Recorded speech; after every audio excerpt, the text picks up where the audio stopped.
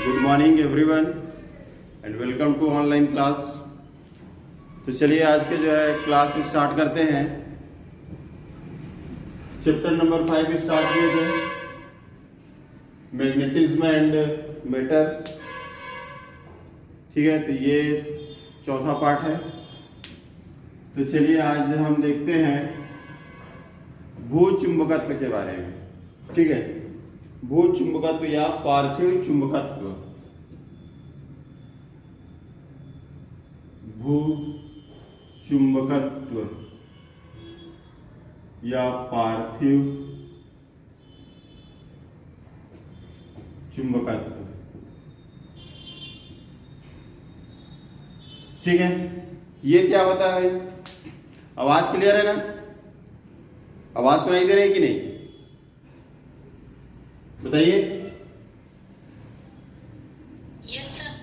हाँ, चलिए फिर तो भूचुंबकत्व या पार्थिव चुंबकत्व के बारे में देखते हैं। मतलब जो है पृथ्वी भी जो है चुंबक की तरह जो है व्यवहार करता है, या पृथ्वी भी एक जो है चुंबक है ना। अगर ये हम कैसे जो है प्रमाणित करेंगे, तो इसका जो है कारण है, पहला कारण ये है कि अगर किसी चुंबक को स्वतंत्रता पूर्वक लटका दिया जाए तो वह चुंबक जो है उत्तर दक्षिण दिशा में ही ठहरता है। ठीक है, और यह तभी संभव है जब पृथ्वी जो है एक चुंबक की तरह जो है व्यवहार करे। क्लियर है? तो पहला जो है पहला कारण है पृथ्वी को चुंबक मानने का। पहला कारण यह है कि किसी चुंबक को जो है अगर स्वतंत्रता पूर्वक लटका दिया जाए तो वह चुंबक उत्तर दक्षिण दिशा में ठहरता है। ठीक है, तो क्यों ठहरता है? क्योंकि पृथ्वी जो है चुंबक की भांति जो है व्यवहार करता है, इसी कारण से जो है वो चुंबक उत्तर दक्षिण दिशा में ठहरता है। तो ये हम इसका जो है पहला कारण जो है लिख सकते हैं। ठीक है, दूसरा कारण ये है कि पृथ्वी में जो है लोहे की छड़ को, ठीक है, उत्तर दक्षिण दिशा में कहीं पर भी अगर गाड़े तो कुछ समय के पश्चात उस लोहे की छड़ में जो है चुंबकत्व का जो है गुण आ जाता है। ठीक है, उसमें चुंबकत्व शक्ति आ जाती है। ठीक है, तो वो एक चुंबक की तरह जो है व्यवहार करने लगता है। ठीक है, तो ये तभी संभव हो सकता है जब पृथ्वी जो है खुद एक चुंबक हो। ठीक है, समझ में आ रहा है कि नहीं? तो ये आपका जो है दूसरा जो है कारण आप इसमें लिख सकते हो, है ना। पृथ्वी का जो है चुंबकीय जो व्यवहार, या पृथ्वी को चुंबक क्यों बोला जा सकता है? तो पहला कारण यह है कि स्वतंत्रता पूर्वक लटकाए जाने पर चुंबक उत्तर दक्षिण दिशा में ठहरता है ना। और यह तभी संभव है जब पृथ्वी एक चुंबक की भांति व्यवहार करे।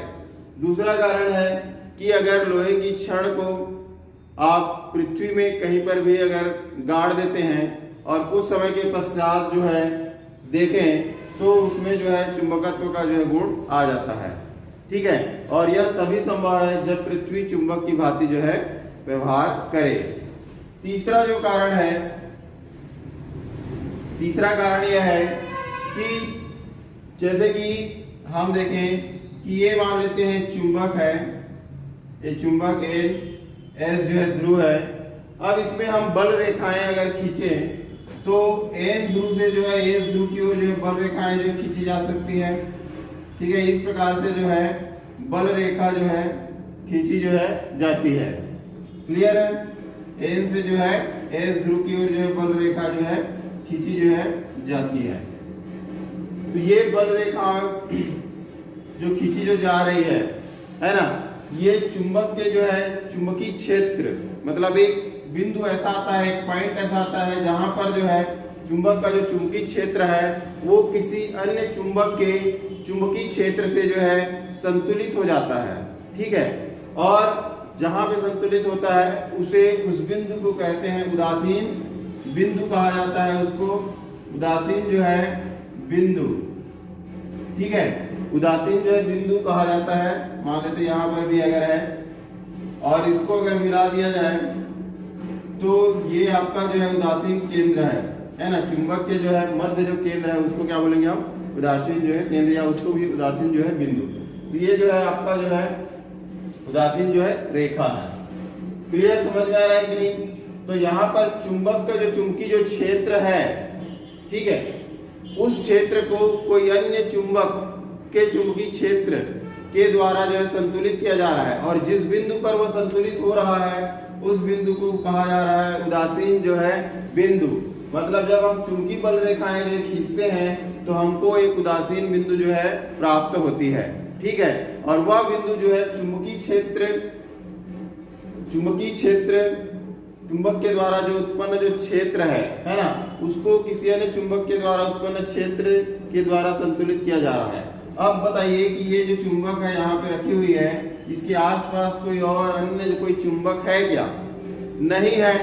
अगर नहीं है तो फिर इस चुंबक के चुंबकीय क्षेत्र को संतुलित करने वाला कौन? फिर वो जो है पृथ्वी होगा, ठीक है। तो पृथ्वी का जो चुंबकीय क्षेत्र है वही जो है इस चुंबक के चुंबकीय क्षेत्र को जो है संतुलित कर रहा है। क्लियर है कि नहीं? तो ये आपका जो है तीसरा जो है कारण है जिसके कारण से पृथ्वी को हम एक चुंबक मान सकते हैं। क्लियर? तो ये आप जो है 3 कारण जो है आप बता सकते हो। क्लियर है? तो जब बल रेखाएं खींचते हैं चुंबकीय सुई को, यहाँ पे चुंबकीय सुई को जैसे रखोगे तो नार्थ, ये इसका जो एरो का निशान इस प्रकार से जो है बताएगा, ठीक। ये इस प्रकार से जो है आप नॉर्थ से जो है साउथ की ओर जो है आओगे। एक बिंदु ऐसा आएगा यहाँ पर, जैसे यहाँ पे अगर चुंबकीय सुई को आप रख दो, यहाँ पे चुंबकीय सुई को अगर रखते हो तो यहाँ पर जो है ये चुंबकीय सुई जो है किसी भी जो है दिशा में ठहर सकता है। यहाँ पर है ना, यहाँ पे रखे तो ये क्या है, नॉर्थ से जो है साउथ दिशा में दिखाएगा एरो का जो है निशान, लेकिन यहाँ पे रखने पर जो है ये चुंबकीय सुई किसी भी दिशा में जो है ठहर सकता है। क्लियर है? तो उस बिंदु को हम क्या बोलते हैं? उदासीन जो है बिंदु कहते हैं। क्लियर? तो ये ऐसे आप खींचते खींचते जैसे आओगे तो आपको जो है एक बिंदु जो है ऐसा प्राप्त होगा जहां पर चुंबकीय सुई किसी भी दिशा में ठहर सकता है। वही बिंदु, वही पॉइंट क्या कहलाएगा? उदासीन जो है पॉइंट कहलाएगा या उदासीन जो है बिंदु कहलाएगा। और ये उदासीन बिंदु की कैसे प्राप्त होती है? चुंबक का चुंबकीय क्षेत्र को जो है कोई अन्य जो है चुंबक के चुंबकीय क्षेत्र के द्वारा संतुलित किया जा रहा है। इसके आसपास कोई और अन्य जो है चुंबक नहीं है, इसलिए हम ये मान सकते हैं कि पृथ्वी एक चुंबक की भांति व्यवहार करता है और पृथ्वी के चुंबकीय क्षेत्र ही जो है इस चुंबक के चुंबकीय क्षेत्र को संतुलित कर रहा है। क्लियर है कि नहीं? क्लियर है यहाँ तक? तो भूचुंबकत्व का प्रमाण आप जो है ये बता सकते हो 3 पॉइंट जो है लिखकर जो है। ये आपका जो है पृथ्वी हुआ, है ना। और इसमें हम देखें ये उत्तरी ध्रुव और ये आपका दक्षिणी ध्रुव। तो इस पॉइंट को हम क्या बोल रहे हैं? भौगोलिक जो है उत्तर, और इस पॉइंट को क्या बोल रहे हैं? भौगोलिक जो है दक्षिण, ठीक है। तो भौगोलिक और उत्तर और भौगोलिक जो है दक्षिण जो है ध्रुव को मिलाने वाली जो रेखा है उसको भौगोलिक अक्ष कहते हैं, ठीक है। इस पॉइंट और इस पॉइंट को मिलाने वाली जो रेखा है इसको हम क्या बोलेंगे? भौगोलिक अक्ष बोलेंगे। भौगोलिक जो है अक्ष। तो भौगोलिक अक्ष किसे कहेंगे? भौगोलिक उत्तर और भौगोलिक जो है दक्षिणी ध्रुव, है ना। भौगोलिक उत्तरी ध्रुव और भौगोलिक जो है दक्षिणी ध्रुव को मिलाने वाली रेखा को हम भौगोलिक जो है अक्ष कहते हैं, ठीक। ये हो गया। अब यहां पर एक होता है चुंबकीय जो है अक्ष।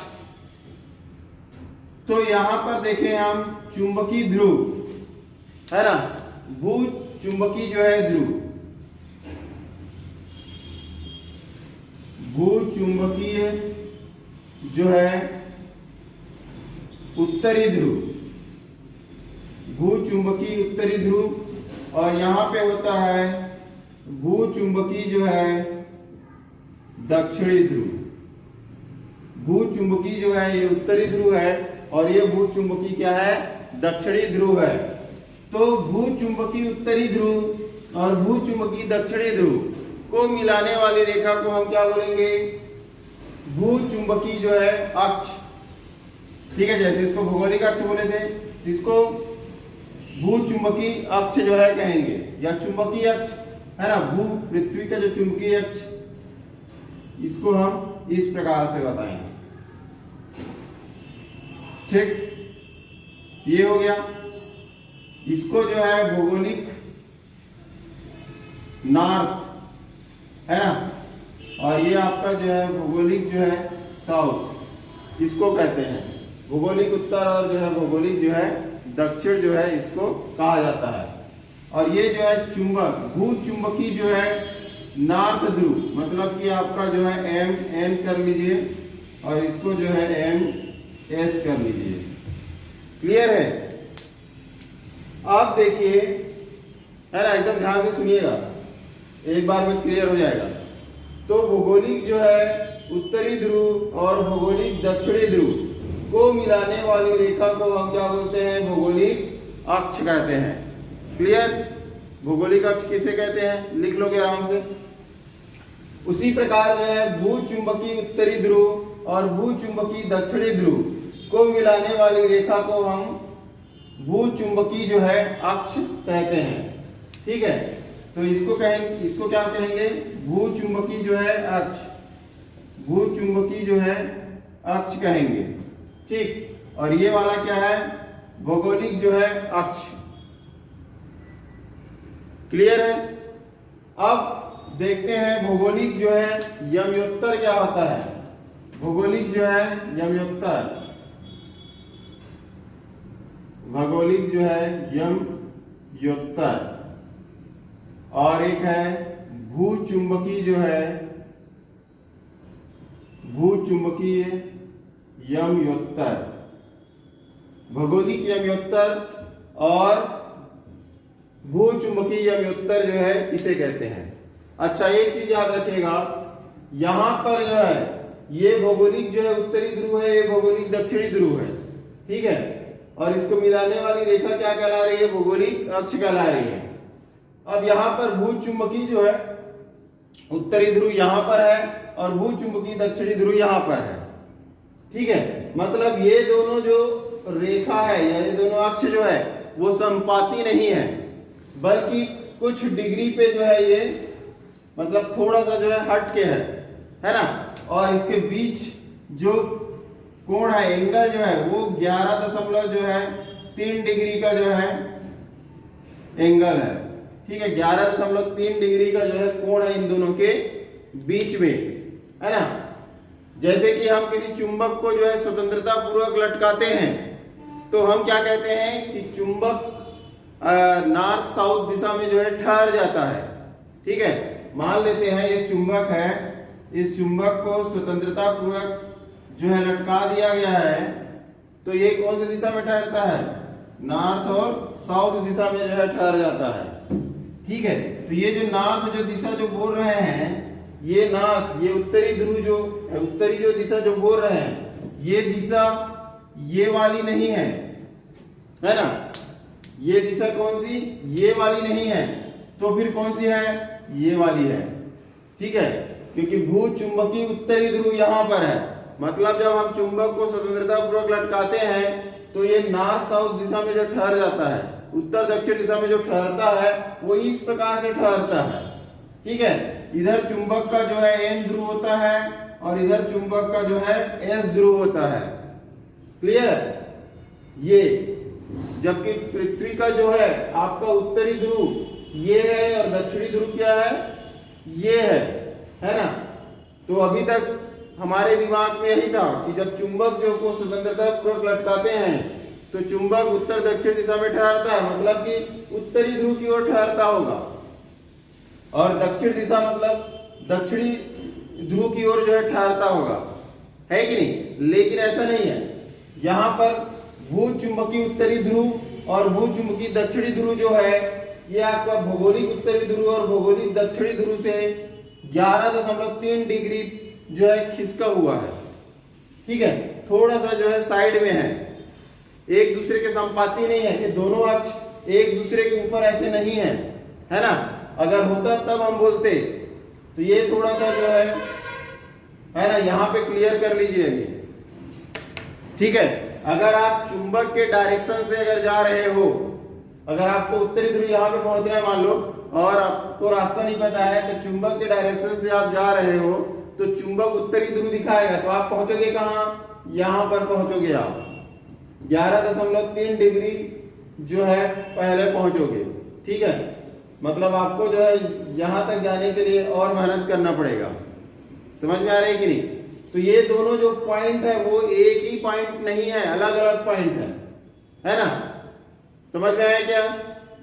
याद है?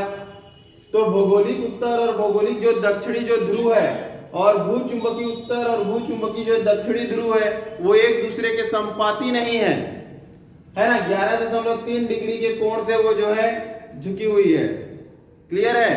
दोनों के बीच जो है जो कोण बन रहा है वो 11.3 डिग्री का बन रहा है। इसको जो है याद रखिएगा। क्लियर? चलिए, हाँ, तो अब मैं बता रहा था आपको इसकी परिभाषा, भौगोलिक जो है यमयोत्तर की जो है परिभाषा क्या होती है। तो भौगोलिक यमयोत्तर मतलब कि ये भौगोलिक जो है अक्ष, ये वाली जो लाइन है इसको हम क्या बोलेंगे, भौगोलिक अक्ष। तो इस भौगोलिक अक्ष के लंबवत गुजरने वाली जो तल है उसको हम कहेंगे भौगोलिक यमयोत्तर कहेंगे। ठीक है, भौगोलिक जो है यमयोत्तर किसको कहेंगे, भौगोलिक अक्ष के लंबवत गुजरने वाले तल को। ठीक है, भौगोलिक अक्ष के लंबवत गुजरने वाले तल या ऊर्ध्वाधर जो है गुजरने वाले तल को भौगोलिक यमयोत्तर कहेंगे। क्लियर है यहां तक? अगर भौगोलिक यमयोत्तर की परिभाषा अगर समझ में आ गई तो भूचुंबकीय यमयोत्तर भी समझ में आ जाएगा। ठीक है, क्योंकि सेम है, बस यहां पर भौगोलिक अक्ष बोले थे, यहां पर हमको क्या बोलना है, भूचुंबकीय अक्ष। तो भूचुंबकीय अक्ष के लंबवत या ऊर्ध्वाधर गुजरने वाली तल को हम भूचुंबकीय यमयोत्तर कहेंगे। ठीक है, समझ में आ रहा है कि नहीं? है ना? जैसे मान लेते हैं ये आपका जो है चुंबक है, और इन दोनों ध्रुवों को मिलाने वाली जो रेखा है ये, इसको तो हाँ, इन दोनों ध्रुवों को मिलाने वाली ये जो रेखा है इसको हम क्या बोलेंगे, अक्ष बोलते हैं। है ना? इसी को बोलते हैं अक्ष, चुंबकीय अक्ष बोलते हैं। अब इस चुंबकीय अक्ष के ऊर्ध्वाधर जो है अगर कोई तल जो है गुजर रहा है, इस प्रकार से अगर कोई तल जो है उसके लंबवत जो है गुजर रहा है, तो उसको हम क्या बोलेंगे, ये चुंबक में गुजर रहा है तो चुंबकीय यमयोत्तर बोलेंगे। ठीक है, अब ये भौगोलिक अक्ष के लंबवत गुजर रहा है तो भौगोलिक यमयोत्तर बोलेंगे, और ये भूचुंबकीय अक्ष के लंबवत गुजर रहा है तो उसको हम बोलेंगे भूचुंबकीय जो है यमयोत्तर। क्लियर है यहां तक? चलिए, तो यहां तक जो है क्लियर हो गया। अब इसके बाद जो है एक पॉइंट और है, भौगोलिक जो है विषुवत रेखा। भौगोलिक विषुवत रेखा, विषुवत रेखा, भौगोलिक जो है विषुवत रेखा किसको कहते हैं, है ना? तो भौगोलिक विषुवत रेखा किसे कहते हैं, भौगोलिक विषुवत रेखा, है ना? अब इसको समझने का प्रयास कीजिएगा। भौगोलिक विषुवत रेखा मतलब ये हो गया क्या, भौगोलिक अक्ष, इस भौगोलिक जो है अक्ष के लंबवत, इस भौगोलिक अक्ष के लंबवत पृथ्वी तल पर गुजरने वाली सबसे बड़े जो है वृत्त, सबसे बड़े वृत्त को भौगोलिक विषुवत रेखा कहते हैं। क्लियर है? तो ये आपका जो है ये अक्ष है, भौगोलिक अक्ष है।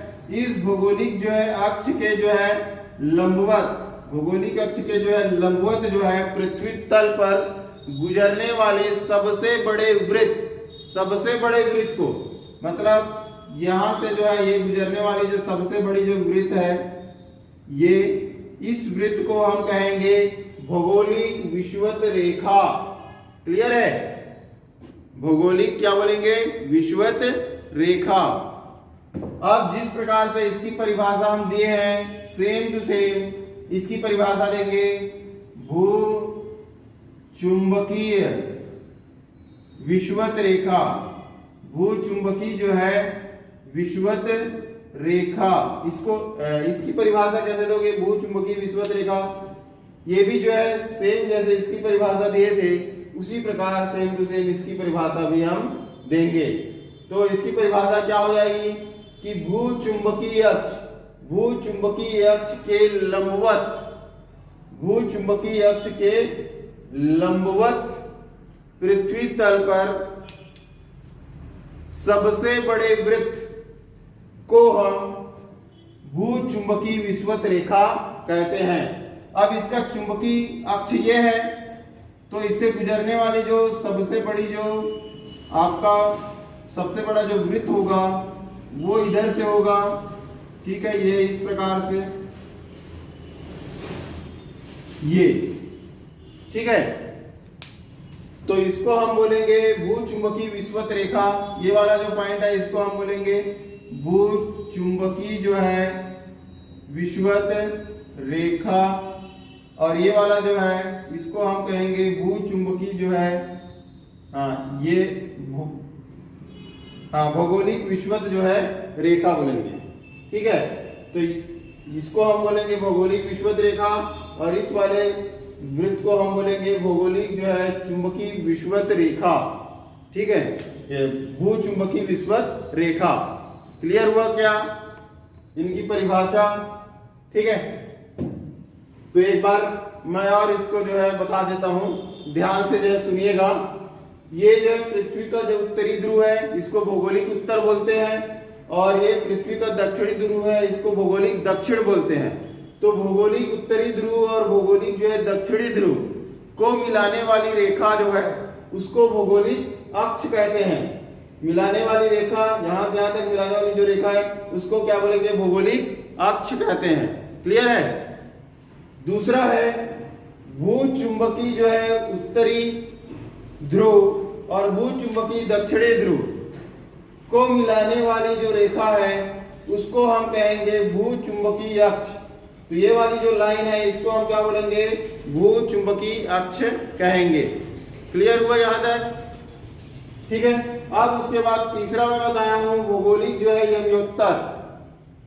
तो भौगोलिक यमयोत्तर क्या बताया हूं, भौगोलिक जो है अक्ष के लंबवत गुजरने वाले तल को या ऊर्ध्वाधर गुजरने वाले तल को भौगोलिक यमयोत्तर कहते हैं। क्लियर है। इसी प्रकार भू चुंबकीय जो है यमयोत्तर, तो भू चुंबकीय अक्ष के लंबवत या ऊर्ध्वाधर गुजरने वाले तल को भू चुंबकीय जो है यमयोत्तर कहते हैं। क्लियर है। सेम टू सेम है, बस थोड़ा सा बस भौगोलिक की जगह चुंबकीय बस लिखना है, बाकी सेम है। इसके बाद तीसरा डेफिनेशन भौगोलिक विषुवत रेखा। भौगोलिक विषुवत रेखा क्या है, तो भौगोलिक जो अक्ष के लंबवत, भौगोलिक अक्ष के लंबवत पृथ्वी तल पर बने सबसे बड़े वृत्त, सबसे बड़े वृत्त को हम भौगोलिक विषुवत रेखा कहते हैं। ये आपका जो है भौगोलिक अक्ष हुआ, और भौगोलिक अक्ष के लंबवत मतलब यहाँ पर जो है बनने वाला जो है सबसे बड़ा वृत्त, यहीं पर बनेगा सबसे बड़ा वृत्त, है ना। इधर जाएंगे तो छोटा होता जाएगा, इधर जाएंगे नीचे भी जाएंगे तो भी छोटा होता जाएगा। तो यहाँ पर ही जो है सबसे बड़ा जो है वृत्त बनेगा, इसी को ही बोला जा रहा है भौगोलिक विषुवत रेखा। क्लियर। अब चौथा देखते हैं भू चुंबकीय विषुवत रेखा। तो भू चुंबकीय विषुवत रेखा किसको कहेंगे, भू चुंबकीय जो है अक्ष के लंबवत पृथ्वी तल पर खींचे गए जो है सबसे बड़े जो है वृत्त को, सबसे बड़े जो है वृत्त को हम भू चुंबकीय विषुवत रेखा कहते हैं। तो ये हो गया आपका जो है ना डेफिनेशन। तो इनका तो समझ में आ गया होगा मेरे ख्याल से। क्लियर है। अब इसके बाद जो है अगला जो पॉइंट है ना, अगला टॉपिक बताते हैं। अच्छा एक चीज और है इसमें,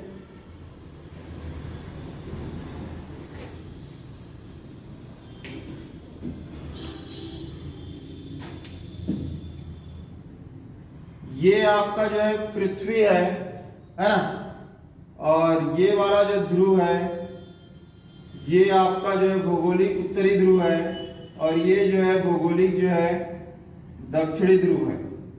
ये जो है भौगोलिक जो है आपका, ये चुंबकीय जो है उत्तरी ध्रुव है, और ये चुंबकीय जो है दक्षिणी ध्रुव है। ठीक है, इसको मिला दिए तो ये अक्ष बन गया, ये इस प्रकार से। याद रखिएगा दोनों जो अक्ष है ना, वो संपाती नहीं है। ठीक है, और इनके बीच बनने वाला कोण क्या है, 11.3 डिग्री का जो है कोण है। क्लियर। अब इसके बीच जो बनने वाला जो कोण का जो मान है वो जो है, इसको बोलते हैं क्या, ये अक्षांश रेखा बोलते हैं इसको। लेटी हुई रेखा मतलब अक्षांश रेखा है ना। तो ये पृथ्वी है, तो यहां पर इस प्रकार से पूरी अक्षांश रेखा जो है खींची हुई है, और ये ऊपर जो लंबवत होती है उसको देशांतर रेखा कहते हैं। क्लियर है, अक्षांश और देशांतर रेखा। तो यहां पर हम देखें, ये हो गया पृथ्वी, ये हो गया विषुवत रेखा, ये मतलब ये अक्षांश रेखा है। तो ये जैसे जैसे हम ऊपर की ओर खींचते जाते हैं अक्षांश रेखा को, है ना, अक्षांश रेखा को, तो यहां पर देखें जैसे जैसे अक्षांश रेखा जो है बढ़ती जाती है, वैसे वैसे जो है इन दोनों के बीच का जो मान है, जो बनने वाले कोण का मान है, वो भी जो है बढ़ते जाता है। ठीक है, और इसका जो मान है, इन दोनों के बीच का जो है बनने वाले कोण का जो मान है, अक्षांश रेखा के जो है ऊपर की ओर बढ़ने से जो है इसके बीच का कोण का मान जो है बढ़ते जाता है, और नीचे जो है इसका मान जो है घटते जाता है। क्लियर है, तो इस चीज को याद रखिएगा। अगर मान लेते हैं आपसे जो है पूछा जाता है जैसे कि यहां पर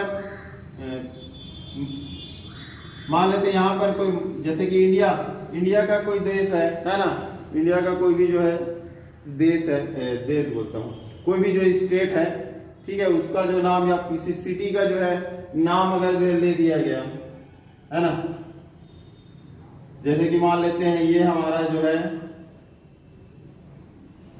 ये हमारा जो है इंडिया है। ठीक है, इंडिया है, तो यहां पर मान लेते हैं ये वाला जो, मान लो ये महाराष्ट्र है। ठीक है, ये इधर जो है जम्मू कश्मीर है, तो ये जो है महाराष्ट्र की अक्षांश रेखा यहाँ पे है, जम्मू कश्मीर यहाँ है, तो इसकी अक्षांश रेखा मतलब ये इस जम्मू कश्मीर जो इससे जो है ऊपर है, मतलब ऊपर वाले अक्षांश रेखा में है। तो यहाँ पर बनने वाला जो कोण का जो मान होगा वो कम होगा, और यहाँ पे बनने वाले जो है कोण का मान क्या होगा, अधिक होगा। समझ में आ रहा है कि नहीं। इन दोनों के बीच का जो है कोण का जो मान है वो क्या होगा, जैसे जैसे अक्षांश रेखा जो बढ़ती जाएगी वैसे वैसे क्या है उसका बीच का कोण का मान भी जो है बढ़ते जाएगा। ठीक है, तो ये नीचे में है तो इसके बीच बनने वाला कोण कम होगा, और इसके बीच बनने वाला कोण का मान क्या होगा, अधिक होगा। ठीक है, तो कभी एक कंपटीशन एग्जाम में इसी तरीके से जो क्वेश्चन जो पूछ देते हैं, है ना। मान लेते हैं किसी सिटी का नाम दे देंगे या कोई देश का नाम दे दिए, है ना। अब उसके ऊपर वाले जो है देश, जो उच्च जो अक्षांशों में जो कोई देश पड़ता है जैसे, है ना, वहां दे दिए, तो फिर वहां पर जो है कहां पर जो है इसके बीच का कोण जो है अधिक होगा, ऐसा भी प्रश्न जो है पूछा जा सकता है। तो मैं जो आप लोगों को बताना चाह रहा था वो ये था कि ये आपका भौगोलिक जो उत्तरी ध्रुव है, और ये भौगोलिक जो दक्षिणी ध्रुव है, और ये चुंबकीय जो है उत्तरी ध्रुव है, और ये जो है चुंबकीय जो है दक्षिणी जो है ध्रुव है। क्लियर है यहां तक। चूंकि बल रेखाएं जो इधर से जो खींची जा रही है, बल रेखाएं इधर से जो अंदर की ओर आ रही है, और ये हम इसको नॉर्थ मार रहे हैं, भूचुंबकीय जो है नॉर्थ, भूचुंबकीय उत्तरी ध्रुव, और ये आपका भूचुंबकीय दक्षिणी ध्रुव है, और बल रेखाएं इस दक्षिणी ध्रुव से जो है बाहर निकल रही है। ठीक है, जबकि ये जस्ट जो है विपरीत है ना। हम पढ़े क्या है, ये चुंबक है, मान लीजिए चुंबक के जो उत्तरी ध्रुव एन से जो है, सॉरी ऑल ऑफ यू, तो बल रेखाएं जो है चुंबक के उत्तरी ध्रुव से दक्षिणी ध्रुव की ओर चुंबक के बाहर खींची जाती है। ठीक है, या चलती है, और चुंबक के अंदर दक्षिणी ध्रुव से उत्तरी ध्रुव की ओर चलती है। अब यहाँ पे देखो बर रेखाएं उत्तरी ध्रुव से दक्षिणी ध्रुव की ओर चल रही। इसका मतलब क्या है, ये जो उत्तरी ध्रुव है भूचुंबकीय उत्तरी ध्रुव ये दक्षिणी ध्रुव की तरह व्यवहार कर रहा है, दक्षिणी जो है ध्रुव की तरह व्यवहार कर रहा है। और ये जो है दक्षिणी जो ध्रुव है भूचुंबकीय दक्षिणी ध्रुव ये जो है आपका उत्तरी ध्रुव की तरह जो है व्यवहार कर रहा है। ठीक है, और ये कब व्यवहार कर सकता है, जब हम माने कि इस जो है पृथ्वी के अंदर एक बड़ा जो है दंड चुंबक अंदर में है और ये वाला जो सिरा ये एस ध्रुव और ये वाला जो सिरा जो है एन ध्रुव की ओर हो, इधर एस हो और इधर जो है एन हो, तभी जो है ये वाला जो सिरा है ये आपका जो है भूचुंबकीय एन ध्रुव बोल जरूर रहे हैं लेकिन ये क्या है एस ध्रुव की भांति व्यवहार कर रहा है। और ये जो है एस है दक्षिणी ध्रुव है लेकिन ये एन ध्रुव की भांति जो है व्यवहार कर रहा है। और ये तभी संभव है जब पृथ्वी के अंदर एक बड़ा दंड चुंबक जो है मान लो अंदर में जो है गड़ा हुआ माना जा सके, या पृथ्वी जो है एक जो है चुंबक की तरह जो है व्यवहार करे। क्लियर है? चलिए, तो मेरे ख्याल से यहाँ तक